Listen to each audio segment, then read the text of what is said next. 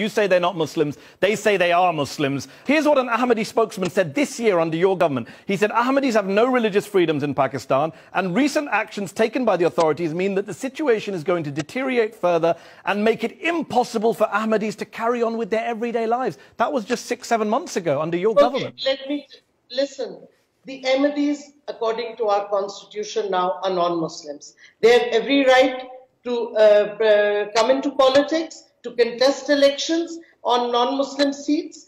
They have every right to practice their religion, but we don't... Yes, they have to declare themselves non-Muslim in order to participate in Pakistani public life. Some would say that's a form of apartheid. No, not to participate in public life, but yes, when we have to sign a form declaring, accepting the finality of the Prophet, peace be upon him, and those who don't, by our constitutional definition, are non-Muslims. So there is no denial of their political rights. But if they insist that our constitution is wrong and they want us to change that, then I'm afraid that creates problems. You say there's no denial of rights. You say there's no denial of rights. On this show back in 2016, when I asked Imran Khan, your Prime Minister, if he would extend equal rights to Ahmadis, he said, and I quote, "All human beings have equal rights. Anyone who is a Pakistani has an equal right." Yet shortly after he was elected to office last year, Princeton University economist Atif Mian, who had been selected to serve on the Prime Minister's Economic Advisory Council, was asked to step down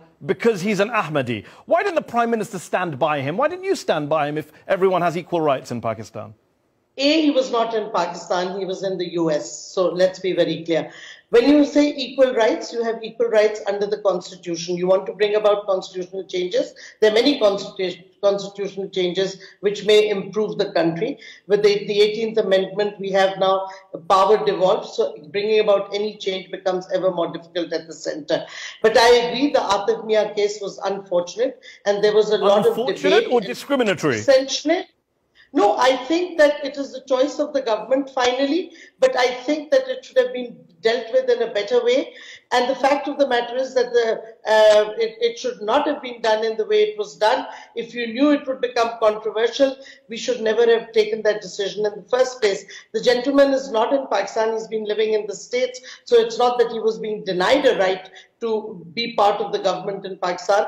He was being asked to be an advisor, and I think that it would have been good because he's one of the leading economists. Okay, but he was targeted because he was Ahmadi.